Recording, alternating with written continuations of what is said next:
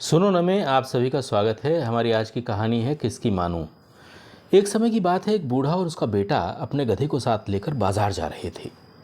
जब वे बाजार में एक जगह खड़े कुछ लोगों के पास से गुजरे तो वे सभी लोग, जिनमें बच्चे भी शामिल थे, हंसने लगे।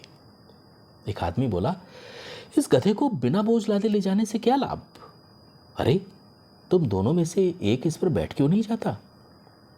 अरे हाँ, बूढ़ा बोला, आप ठीक कहते हैं, हमने इसके बारे में पहले नहीं सोचा था। ये कहकर बूढ़े ने अपने छोटे बेटे को गधे में बिठा दिया और अपनी यात्रा आगे शुरू की। थोड़ी देर बाद जब वे गांव के पास से गुजरे तो कुछ लोग उन्हें देखकर फिर से हंसने लगे। वे आपस में कहने लगे, अरे ये देखो, ये कामचोर लड़का तो आराम से गधे पे बैठा है और बूढ़ा बाप उसके पीछे पैदल पैदल चल रहा है। अरे नालायक लड़के, उधर नीचे और अपने बाप को बैठा गधे पे। बूढ़ा उन लोगों की बातें सुन के घबरा गया और अपने बेटे को गधे से उतार कर खुद गधे पे बैठ गया। अभी वे कुछ और आगे बढ़े थे कि कुएं के पास खड़ी कुछ स्त्रियां बोल उठी, अरे इस निकम्मे बूढ़े को तो देखो, कैसे मजे में खुद तो गधे पर बैठा है और बच्चे को पैदल दौड़ा रहा है। बेचारा कैसा हाँफ रहा है। ओ बुढ़े, शर्म नहीं आती? खुद गधे पे बैठा है तो बच्चे को भी गधे पर क्यों नहीं बैठा लेता? बूढ़े ने यह सुन के बच्चे को भी गधे पर अपने पीछे बिठा लिया और आगे चल पड़ा। बूढ़े ने सोचा, चलो अब तो कम से कम कोई नहीं टोकेगा। मगर उसका सोचना गलत था। वे अभी कुछ ही आगे बढ़े होंगे कि राजमार्ग पर खड़े एक व्यक्ति ने उन्हें रोक लिया और बोला, क्षमा करें श्रीमान, ये गधा आप ही का है? हाँ, है तो मेरा ही, बूढ़ा बोला। भला कौन सोच सकता है कि इस बेचारे गधे पर आप लोग इतना बोझ लादते होंगे? ये कहकर वो व्यक्ति हंसता हुआ आगे बढ़ गया।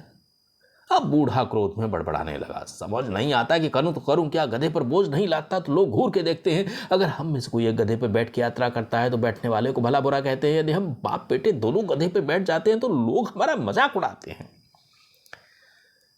बूढ़ा कुछ पल खड़ा सोचता रहा, फिर उसने कुछ ऐसा करने की सोच ली जो किसी और ने कभी किया ही ना हो। उसने गधे के चारों पैर रस्सी से एक साथ बांध दिए और गधे को उल्टा एक बांस के डंडे में लटका लिया।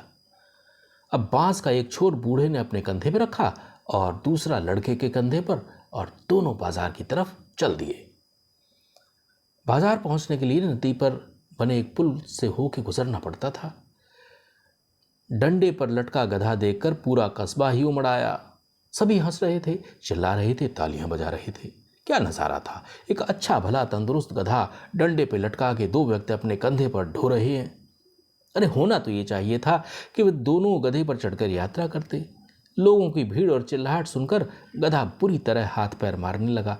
अचानक गधे के पैरों में बंधी रस्सी टूट गई और वो पुल से नीचे नदी में गिर गया और कुछ देर छटपटाने के बाद मर गया। बूढ़े ने नदी में एक बार देखा, गधा मर चुका था।